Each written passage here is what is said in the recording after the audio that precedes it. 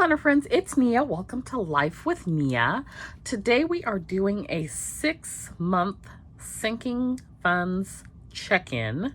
So we are looking at where we were in January and where we are at the end of June, and going through each of the sinking funds and talking a little about what we may have spent, if anything, and what the plans are for it for the remainder of the year. So when I started sinking funds in January, there were 25 of them. 2 of them I did not start, so I just got rid of them. So I got rid of Silhouette and Creative Fabrico, which is another subscription service. So those 2 subscription services, which were a place that I was purchasing art, I got rid of. And I have 28 now. So we started with 25, we got rid of 2, but now there's 6 more that were added throughout the year, throughout the first 6 months of the year. So that includes car insurance, home insurance, Shopify, which are 3 fairly big ones that were added. Also includes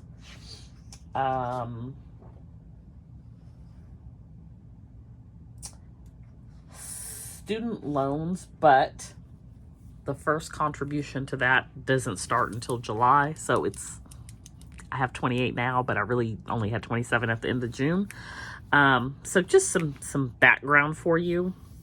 For the most part, I contribute the same amount to most of these every month.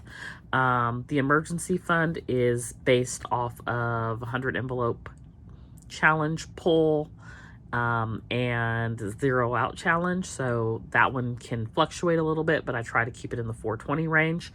Taxes fluctuates just because it's a percentage of income, or income revenue from my Studio Bliss Co business. Vacation varies because it's $5 bills, but I have started to do $50 a month as well. And then everything else is just pretty much the same amount every month, but there are some months where I don't contribute to things at all. So I haven't been contributing to business. I haven't been contributing to clothing the last couple of months, just because I don't feel like I need to right now for those areas. And when I feel like I need to again, then we'll go ahead and resume it. So I got my little 6-month check-in here, and I wrote things in pencil for myself to see. But we'll put it in ink for you all to see as we go through it. Now, this is like my business budget book, which is half letter. And I do all my business things in here, but one of the months, we got some sinking funds items from Nora's Cove as part of the budget box, which is primarily what is in here is budget box items. But I also have some inserts from Cloth and Paper and Ellemon Paper Co. So one of the ones from Ellemon Paper Co. is this sinking funds tracker, and you have a place to put your year, what you're saving for, a goal amount, a monthly amount, and a starting balance. And then you can just track each month, whether you're depositing, withdrawing, any remarks. So I'm going to reference that, but I'm going to use this to go through and show you where we're at. So let's get a little closer so you can see. So we're going to start with the emergency fund.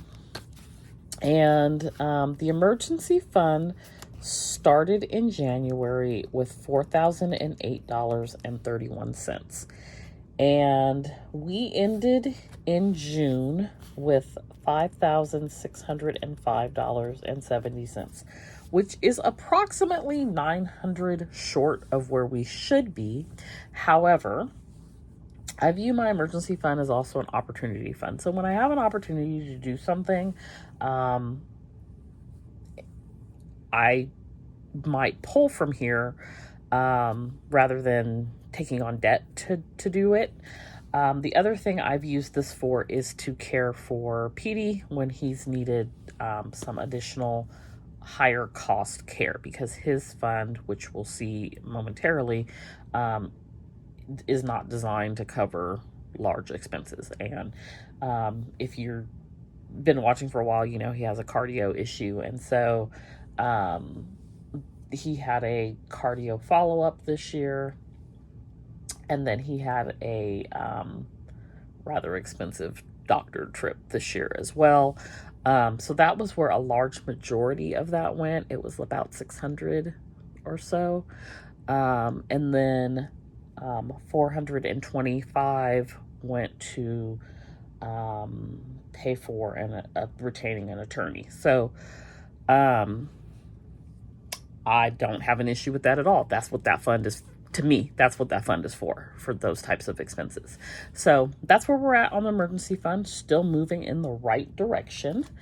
Our tax fund, we started the year at $2,061, and we ended at $1,843.75.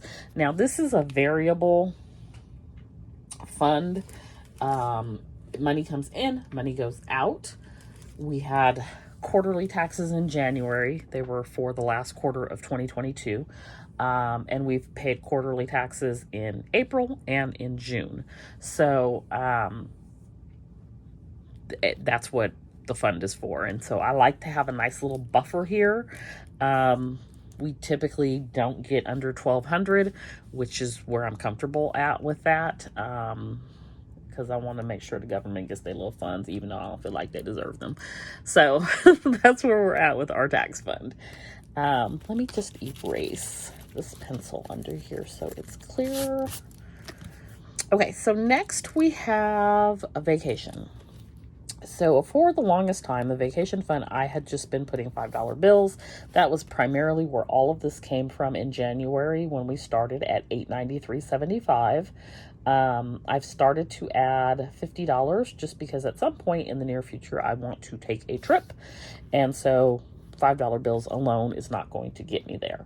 We ended in June with $1,088.12. We did use in June $185 of our emergency fund to cover a birthday trip. So that's where we're at on that. The health fund, we started in January with $104 and we ended in June with $357. There have been no withdrawals from the health fund. This has been a true sinking fund where we are saving for kind of like an unknown expense.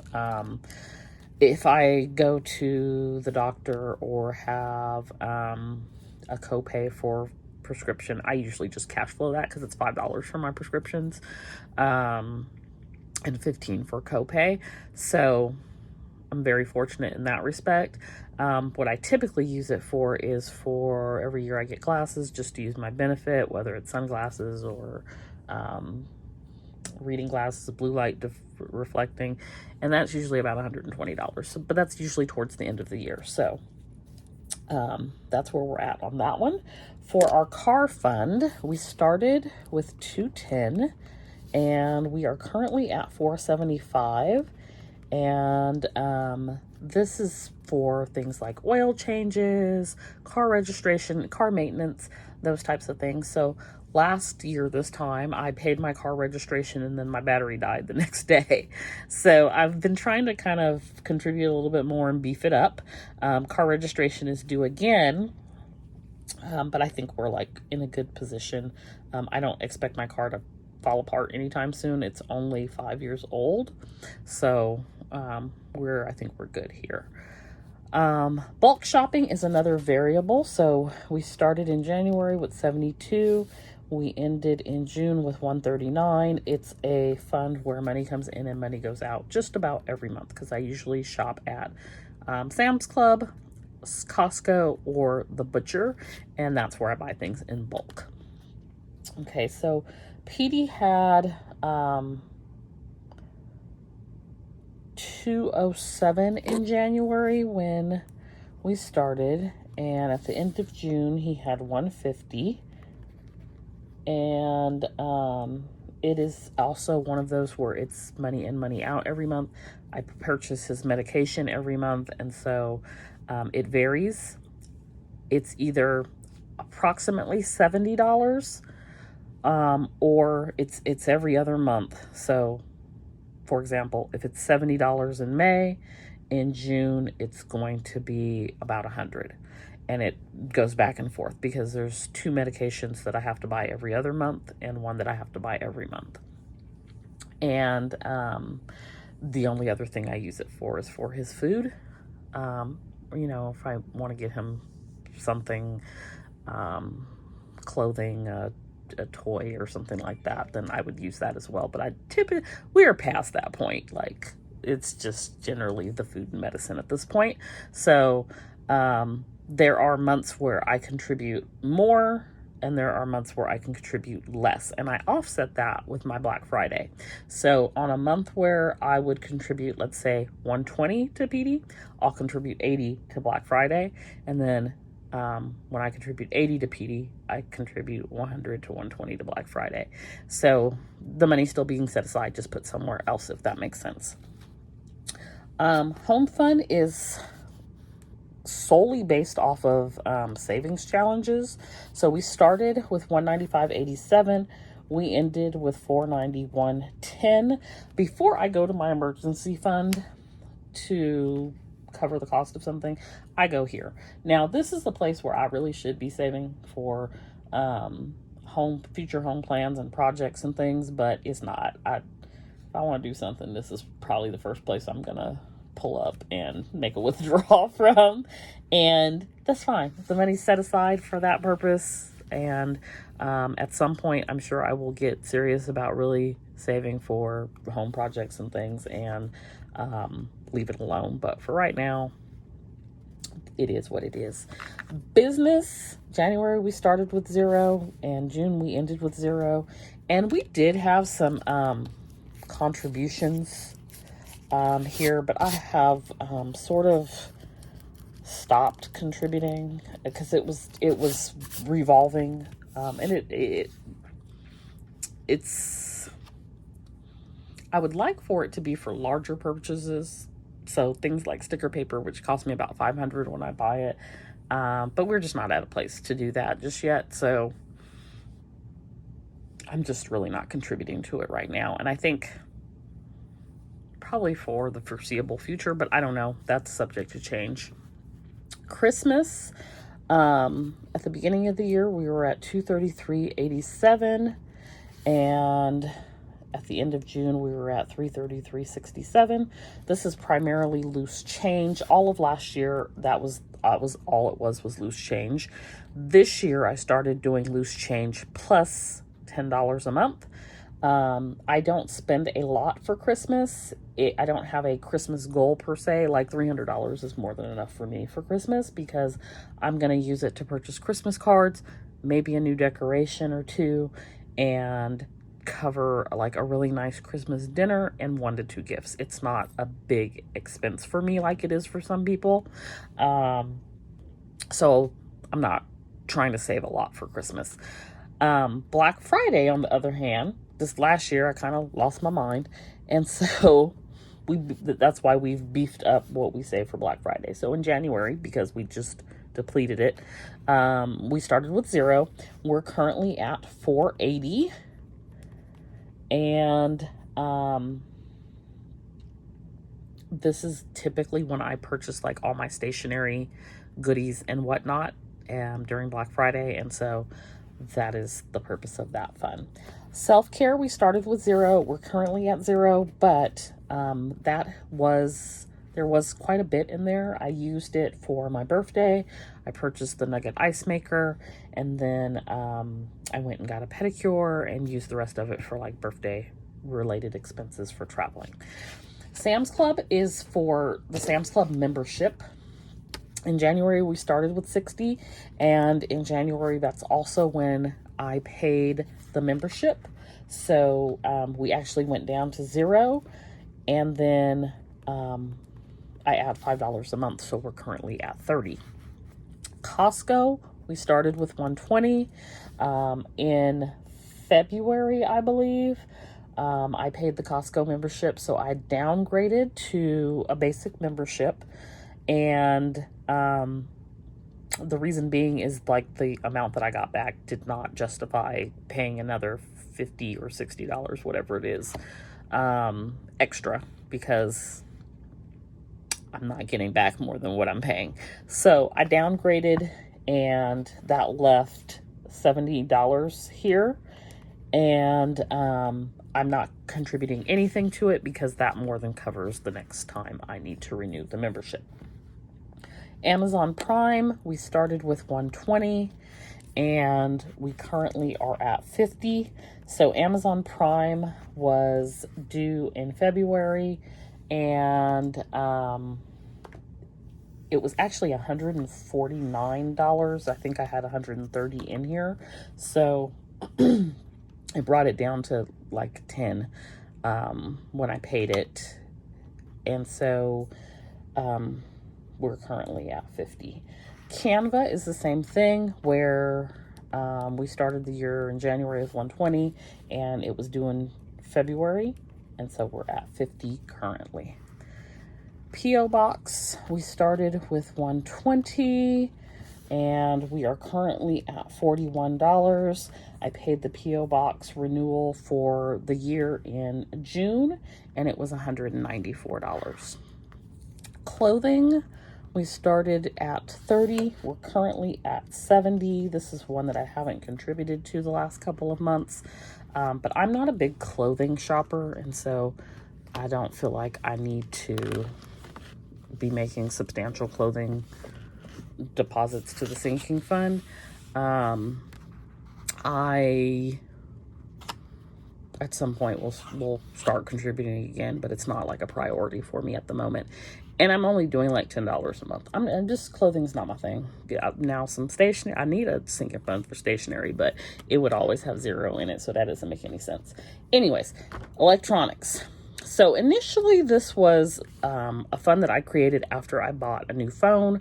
I paid out of pocket like $230 or something like that for a new phone. And I just thought, oh, it would be nice to have a sinking fund for that in the future. And then it sort of evolved into an electronics fund. I wanted to purchase a new iPad. I actually ended up purchasing a new iPad in June, but I used my leave buyback to do that. So my organization allows me to sell back my vacation leave, and annually, once a year, we can do that. And so I use that. And so this fund has just continued to grow. I add $20 to it each month. And so now I'm looking at potentially actually buying something for the business around Black Friday, perhaps another cutting machine, maybe a sublimation printer or a printing, a press, maybe another laptop. I don't know, but it probably would be something inexpensive, like in the $200 or $300 range, or I may just continue to let it grow. We'll see. Birthday, so this had in June $63. It got up to a little over 300, and it currently has zero because my birthday was June, so we spent it all in the month of June. Checking, this is the a checking buffer at Ally, which is where I have all of my sinking fund savings. So it's a high yield savings account. And one of the ways to easily pay something is to just transfer the funds to the Ally checking account, because it's an instant transfer rather than waiting for it to transfer back to my bank account. This just has like if a little bit of extra sitting in there. It's currently sitting at $16.86. It's not something that I actively contribute to by any means, but I do still like to keep track of it. Profit is something that I started the middle of last year after reading the book Profit First. And so I take a percentage of my business income and set it aside for me, to profit from my business. So primarily this has all been deposits, but I did withdraw $185 last month to cover my vacation trip. I don't know what I'm going to use it for in the future. I'm thinking maybe part of a larger vacation. We shall see. I'm all about experiences. Roth has $609.50. Now for this money is not all sitting in a Roth. Part of it is sitting in just Ally savings as well. I'm trying to be mindful, and I don't think it'll be an issue, but I just don't want to I'm nowhere close to over contributing by any means, but I don't want to over contribute to a Roth and have to pay a penalty based on my modified adjusted gross income. So I've only funded the Roth with this year $800. I had funded it last year as well, but this year I've only funded it with $800. So I think I'm going to work towards trying to hit $500 the rest of the year, $500 per month, but we will see. This money also comes from Etsy income, which can fluctuate radically. So, there's some months where I'm not able to contribute a lot. But I also stopped contributing to my Roth through my employer because I'm limited in what I can invest in, and I like being able to invest in the entire stock market, whatever I choose, this way. So at minimum, that 50 now will, once it stops, it hasn't stopped yet, but it come here as well, coupled with a percentage of Etsy income. So we ended June with $1,657.67. Next is car insurance and home insurance. So neither of these existed in January. My car insurance, they raised the rate something ridiculous. I think it was like $200 a month. And I don't go anywhere, so that's ridiculous. So I switched, and it saved me close to 50%. And I paid, so when I had both of them through Nationwide, when I switched, they started to bill me $6 a month for the home insurance. So I went to pay ahead and paid for the whole year of that. That was an opportunity. So I took that money out of my emergency fund, and then I paid myself back. I don't always pay myself back, but I paid myself back in that case. So, because it's like I have the money there and I want to take care of this so I can stop paying this stupid extra fee. So now I have the sinking fund to save for it. So next year I can just pay for the full year on the home. So I kept the home insurance with Nationwide. Car insurance is now with Geico. We should renew in July, so we'll see if they raise the rate. I'm expecting it to raise just a little bit. I certified my mileage 3 times.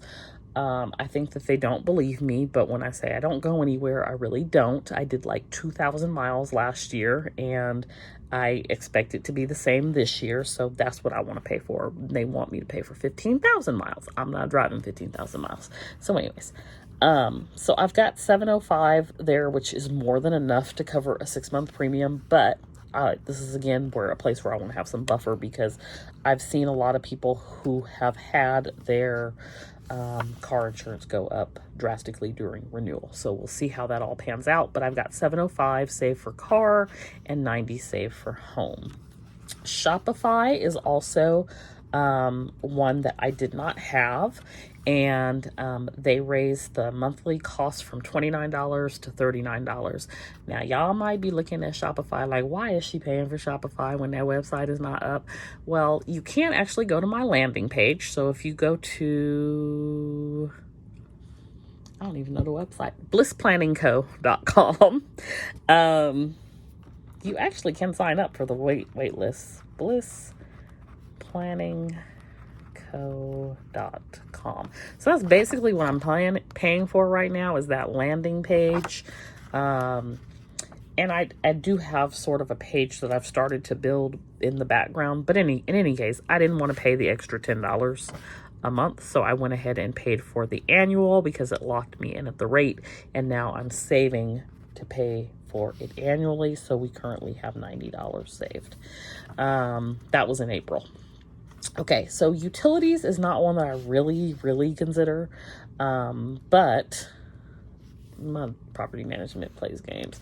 So water, sewer, and trash, they pay. And I haven't paid it since April. And I've asked for the bills multiple times.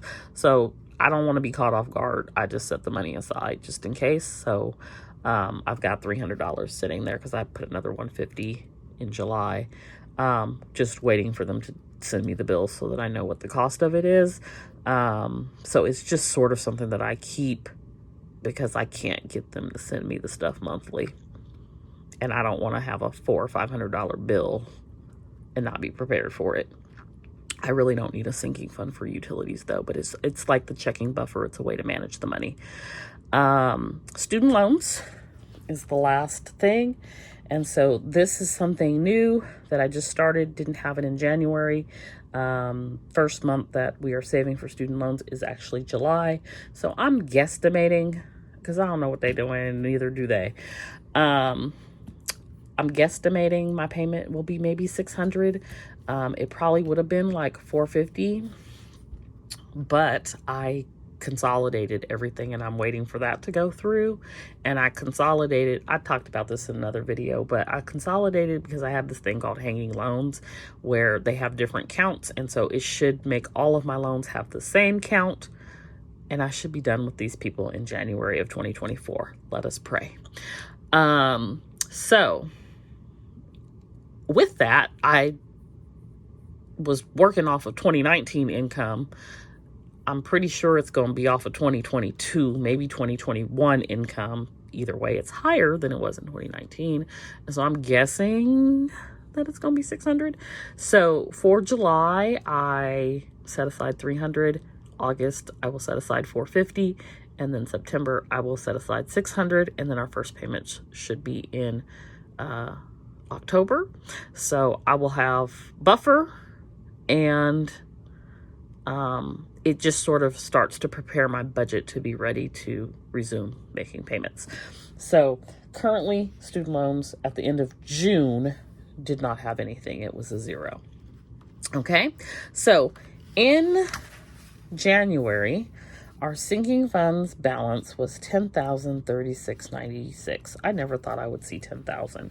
I am not a saver. I've said this many, many times. I do not save money. If I have some money, where are we going? What are we doing? Are we going to get something to eat? We going to buy something? We don't need to go anywhere to buy something. We can shop online. It's fine. I've come a long way, y'all. Long way. So at the end of June, we were at $15,290 and 28 cents. Not the highest that I've been at, but it's really close to the highest. And I'm just really proud of how far we have come in saving. And I feel like I may get close to like 20 by the end of the year. I think that's kind of like a goal to push towards that. Now to do that, I need to leave my emergency fund alone. But I think between like vacation and some other funds, I think we can get there. Profit, Roth, I think we can get there. Now, I will, November, December, probably spend everything in like the Christmas Black Friday fund. And then come January, February, like Amazon, Canva, Costco, Sam's, all those things come due as well. But I think we can hit 20. So I don't know. We'll see. Let me know if you use sinking funds. I love sinking funds. They have become life-changing. They make emergencies just inconveniences, and it just really helps me stay on track and be prepared for any upcoming expenses, no matter what the category. So I highly recommend them if you're not using them. Just start. Every little bit counts. I'm putting $5 a month towards Sam's Club, and when the Sam's Club bill is due, it's there because I've done just a little bit every month for 12 months. So I definitely recommend them. I hope you enjoyed this video and this update on sinking funds. We'll probably do another one maybe October, 9-month check-in for through September 30th. But let me know if you're using sinking funds and how you're using them, and feel free to comment down below any feedback that you have, or comments, questions, anything. And don't forget to like and subscribe. It really helps the channel, and we are trying to grow over here. I'll see you next time. Bye.